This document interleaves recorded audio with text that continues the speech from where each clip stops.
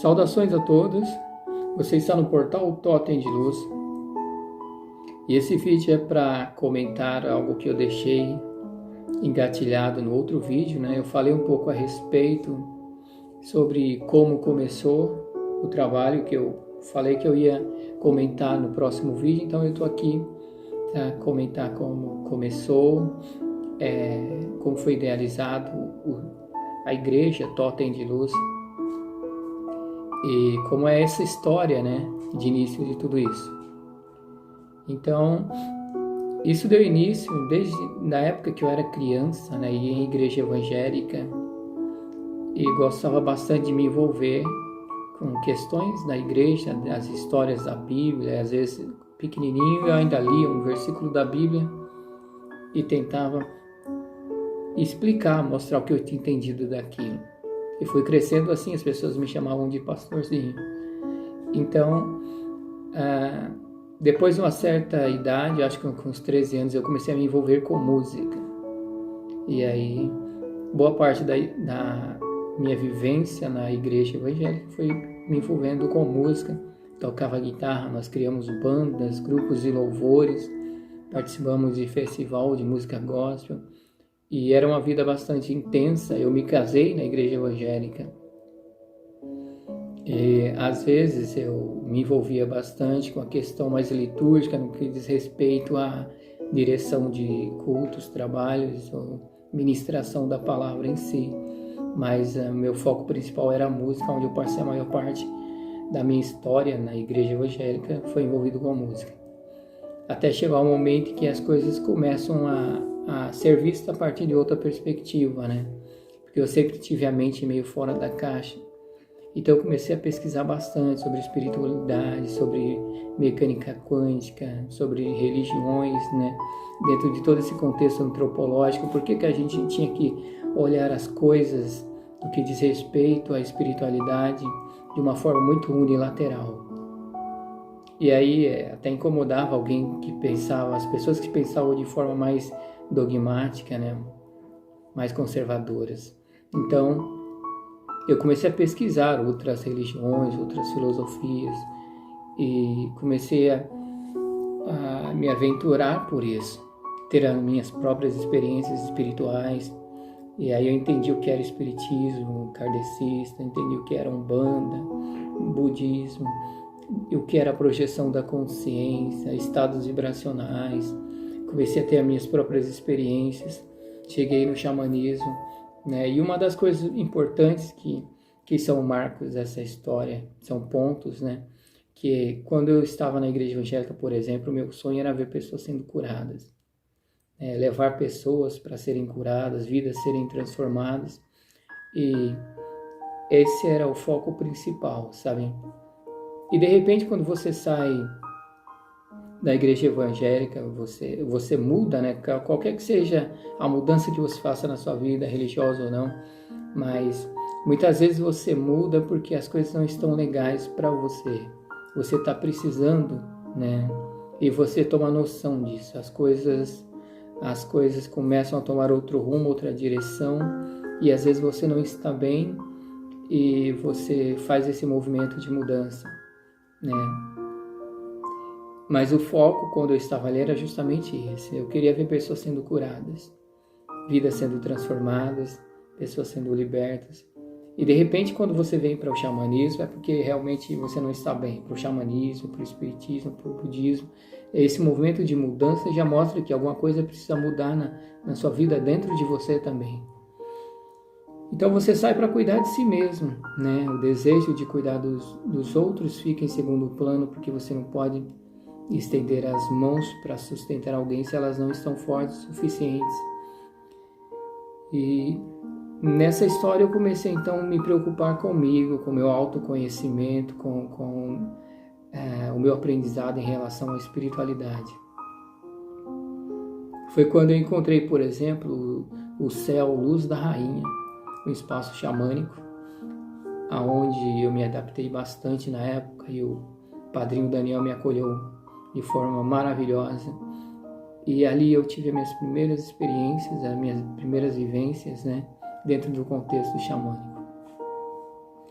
E isso mudou bastante minha perspectiva. Parei de olhar a vida de maneira muito unilateral e comecei a entender o que é Deus e o que é o todo e o poder da fractalidade, né? Como Ele está em tudo e como Ele é tudo.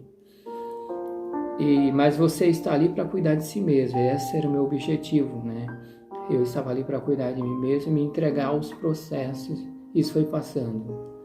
Até que em um determinado momento, durante muitos momentos de vivências, né, com a espiritualidade, dentro de processos xamânicos, uma das minhas muitas experiências pelas quais eu passei, eu compartilhei com o padrinho Daniel e mais uma irmã que estava presente, que a minha experiência, e o padrinho Daniel falou: olha, as coisas estão mostrando que você ainda vai ser um curador. E eu fiquei com aquilo na mente, né?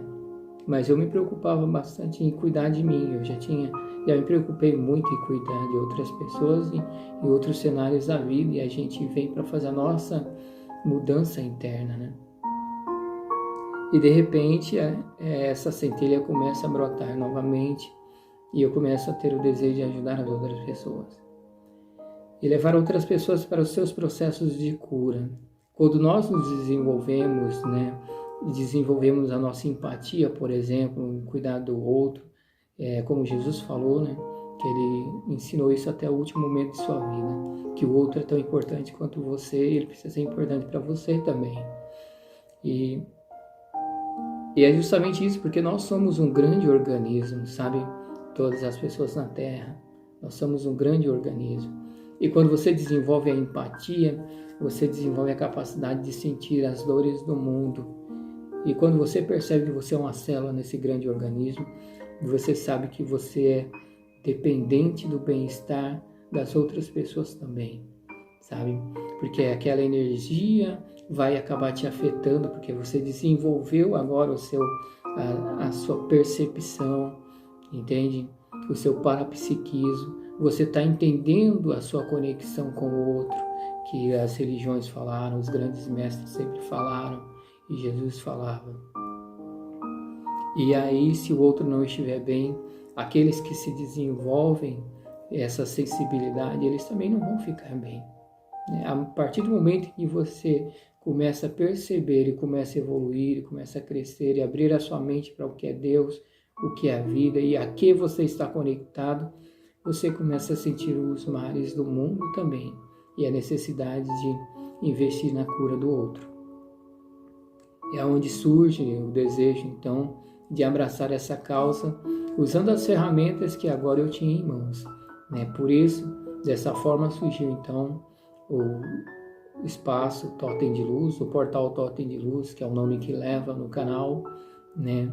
A igreja Totem de Luz, que é uma igreja legalmente constituída, onde nós trabalhamos com terapias aqui, terapia xamânica, né? Os oráculos do tarô, aplicação de reiki, e essa é a forma com que nós hoje utilizamos, né?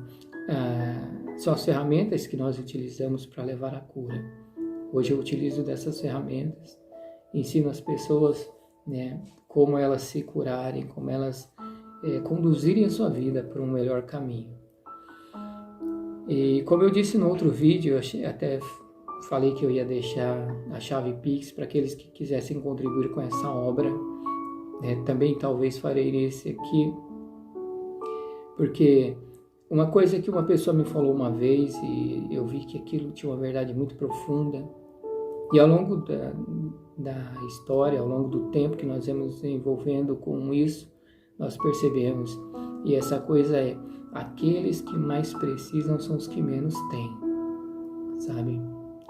E a gente tem vivenciado isso na pele, porque as pessoas necessitam de cura, e nem sempre você pode aceitar uma oferta deles ou estipular um valor por mais pouco que seja, porque às vezes a pessoa está com dificuldade para pagar a conta de luz. Como é que ela paga uma vivência xamânica, né? Se por mais barata que seja, por mais que você facilite e e não leve em conta todos os seus gastos, porque você está fazendo por amor e você já tem o seu trabalho, você tira os seus recursos do próprio trabalho e o trabalho da casa pode cuidar de sustentar apenas a casa, entende? Então, você acaba abraçando as pessoas, mas muitas vezes você precisa tirar também os seus próprios recursos para manter isso, né? Porque as pessoas que mais precisam muitas vezes são as que menos têm. E nós não vamos puxar o nosso braço e encolhermos as nossas mãos para as pessoas que estão precisando e precisam segurar nelas, sabe? Eu sei que é muito difícil para algumas pessoas e muitos passam por isso também, por dificuldades na vida, sabe? Então, aqueles que quiserem me ajudar a continuar com as mãos esticadas para aqueles que não podem contribuir. Porque existem muitos nessa situação, muitos, né? Talvez alguns terapeutas podem até me criticar por isso, mas eu não consigo puxar as minhas mãos de volta, elas ficam ali. Se as pessoas podem ajudar, fazendo a contribuição, elas participam da terapia. Se elas não podem, elas não vão deixar de receber a terapia por isso, sabe? Porque as mãos vão continuar estendidas. As pessoas às vezes pensam que a igreja não paga imposto, mas a igreja tem gastos também, né? Você tem valor do escritório, que você acaba tendo que bancar todos os recursos, porque eles cuidam ao longo do ano de toda a papelada, existem as obrigações a serem apresentadas. Nós temos os valores das medicinas que é feita nas terapias, reposição de utensílios do espaço, né? E momentos de confraternização depois da terapia no trabalho. Então tudo isso gera um custo e quando você põe na ponta do lápis no período de um ano, o pouco que você arrecada com aqueles que podem contribuir acaba não dando 1/3 do que você gastou ao longo de um ano, sabe? Não dá 1/3 do que você gastou ao longo de um ano fazendo esse investimento para amparar as pessoas que você realmente precisa. Talvez uma casa grande, bem maior, onde você pode acumular muitas pessoas, os recursos que são extraídos ali, ainda que sejam poucos, mas de muita gente, ajuda com mais facilidade manter o todo, porque pouco de muita gente acaba se tornando fácil manter o ambiente.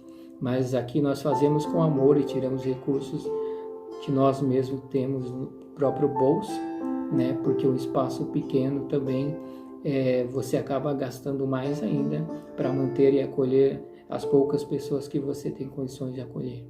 Aí se alguém quiser também nos ajudar, contribuir com essa obra, nós estaremos recebendo sim, né, a contribuição.